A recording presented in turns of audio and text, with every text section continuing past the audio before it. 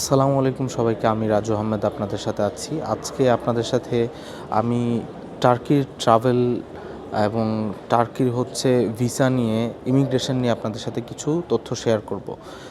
যারা আমার চ্যানেলটি সাবস্ক্রাইব করেননি অবশ্যই সাবস্ক্রাইব করে বেল আইকনটি প্রেস করে দেন, আমার পাশেই থাকুন। তো আমি আজকে আপনাদেরকে বলবো, প্রথমত টার্কির ভিসা আমি কিভাবে নিয়েছি এবং কোথা থেকে এসেছি, কিভাবে এসেছি, কী কী ইনফরমেশন লাগে এবং ইমিগ্রেশনে কি কি প্রশ্ন করে, কি কি প্রশ্নের সম্মুখীন আপনি হতে পারেন। সো আমি এগুলোই বলবো। তো প্রথমত আমি আপনাদের সাথে শেয়ার করতে চাই, সেটা আমি টার্কির ভিসাটা কি নিয়েছি। তো আমার মূলত টার্কির ভিসা নিয়েছি। বিকজ আমি টার্কির আমার ইউকের মাল্টিপল এন্ট্রির ভিসা আছে, স্টেকার ভিসা, যার কারণে আমি টার্কির ভিসা নিয়েছি। ভিসার কারণে আমি আমার $62 পেমেন্ট করতে হয়েছে। অনলাইনে আমি অ্যাপ্লাই করেছি, আমাকে 2 মিনিটের ভিতরে আমি ভিসা অ্যাপ্লাই করে ভিসা পেয়ে গেছি। আমি মূলত ফ্লাই করেছি দুবাই থেকে। আমি প্রথম আমার ট্যুরটা শুরু হয় বাংলাদেশ থেকে দুবাই। দুবাই আমার, যদিও আমার দুবাইতে বিজনেস থাকার কারণে আমি প্রায়ই আসি, এর আগে আমি অনেকগুলো ভিডিও দিয়েছি, যার কারণে এবার আমি ভিডিও দেই নাই। তো আমি মূলত আপনাদেরকে বলছি যে দুবাই থেকে আমি টার্কির টিকিট করেছি এবং আমি আগেই হোটেল বুকিং করেছি, যে কদিন থাকবো টোটাল হোটেল বুকিং করে আমি পেমেন্টও করে দিয়েছি। কারণ আমার ইমিগ্রেশনে কোনো ঝামেলা হয়নি, কোনো প্রবলেমও হয়নি। আমাকে জাস্ট পাসপোর্টটা নিছে, আমার বোর্ডিং পাসটা দেখতে চাইছে, আর কিচ্ছুই আমার দেখতে চায়নি। বাট আমি অন্য কান্ট্রির কিছু লোক আমার সামনে ছিল, যারা অনেক হ্যারাসমেন্টের শিকার হয়েছে, অনেক কিছু তাদের চাইছে, হোটেল বুকিং চাইছে এবং কেন আসছে, অনেক কিছু বলছে। তারপর যদিও আমি দেখি নাই তারা ঢুকতে পারছে কিনা, বাট আমাকে টোটালি কোনো কিছু জিজ্ঞাসা করে নাই। সো আপনাকেও যে জিজ্ঞাসা করবেন না ব্যাপারটা এমন না, বা নেক্সট টাইম আমাকে জিজ্ঞাসা করবে না ব্যাপারটা এরকমও না। সো আপনার যেই জিনিসগুলো ট্রাভেলের জন্য ডকুমেন্টসগুলো লাগে, আমার মনে হয় এটা আপনার জানা জরুরি। যেটা আপনার প্রথমত আপ ডাউন এয়ার টিকিট করবেন, বা আপনার যদি সেকেন্ড কোনো কান্ট্রিতে যাওয়ার প্ল্যানিং থাকে, সো আপনার এখান থেকে টার্কিতে আসা এবং টার্কি থেকে বের হওয়ার টিকিটটা আপনার দেখাইতে হবে।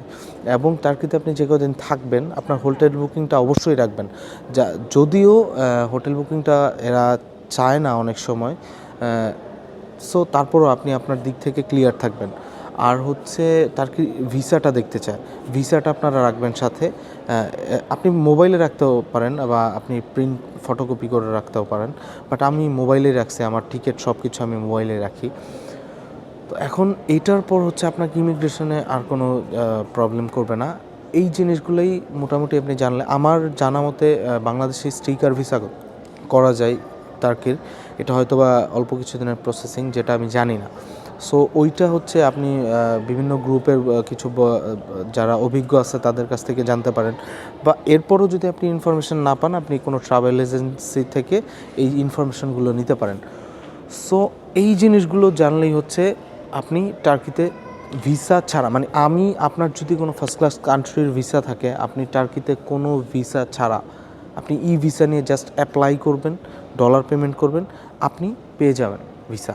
সো আপনি ভিসা ছাড়া টার্কি যদি ট্রাভেল করতে যান, অবশ্যই আপনার ফার্স্ট ক্লাস কোনো কান্ট্রির ভিসা থাকতে হবে।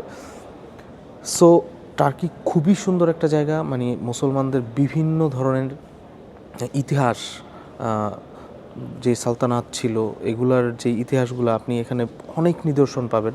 এই যে ঠিক আমাদের মুসলিম ধর্মাবলম্বীদের জন্য অনেক বড় একটা পাওয়া এবং অর্জন কিন্তু আয়া সোফিয়া। সো আমি এখন আয়া সোফিয়ার ঠিক সামনের সাইডেই আছি। আপনাদেরকে আমি ভিতরের ভিডিওটাও দিয়ে দিয়েছি, ভিতরেও খুবই সুন্দর। এবং এই ভিতরের যে কাজগুলা, মানে আমি জাস্ট অবাক হয়ে গেছি যে এটা আসলে এত বছর, আমার জানা নাই, মানে এক্স্যাক্ট হিস্ট্রিটা আমার পুরোপুরি জানা নাই যে এটা কত বছর আগের, তবুও বহু বছর আগের। সো এত বছর আগে এত সুন্দর নির্মাণশৈলী, আসলে এরা এত মেধাবী ছিল, আমি জাস্ট অবাক হয়ে গেছি। সো এই ছিল আমার টার্কির ইনফরমেশন নিয়ে। আমি বিভিন্ন জায়গায় ঘুরবো, আমি বাকি সবগুলোই ভিডিও পার্ট বাই পার্ট আপনাদেরকে দিব। একসাথে ভিডিও করলে হয় কি, অনেকে বিরক্ত হয়। তো আমার কোনো ভুল ত্রুটি থাকলে, আমি আগেই বলছি ভাইয়া, ভাইয়া বা আপুরা, আমার হচ্ছে আমি প্রফেশনাল কোনো ভ্লগার না, প্রফেশনাল কোনো কিছুই না। আমি মানে ঘুরতে পছন্দ করি।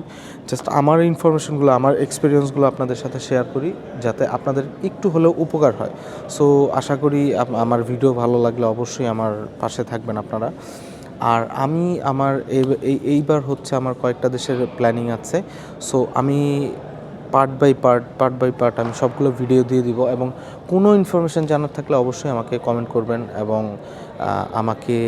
আমি ইউকের ভিসা সম্পর্কে, ইউকে ভিসা করতে কি কি লাগে, খুবই ইজিলি ইউকের ভিসা করা যায়। জাস্ট না জানার কারণে মানুষ অনেক হ্যাসেল বা অনেক কিছু মনে করে, বাট ডকুমেন্টস থাকলে খুবই ইজিলি হচ্ছে ইউকের ভিসা করা যায়। ওইটা নিয়েও আমি আপনাদেরকে একটা ভিডিও আপলোড করব। সো অনেক বড় হয়ে গেছে ভিডিও, তো আমার এরপরে আরও 2-3টা দেশের ভ্লগ আসতেছে। আমি একই সাথে ট্রাভেল প্ল্যান করেছি। সো সবাইকে দেখার জন্য অনুরোধ রইল। ধন্যবাদ। আসসালামু আলাইকুম।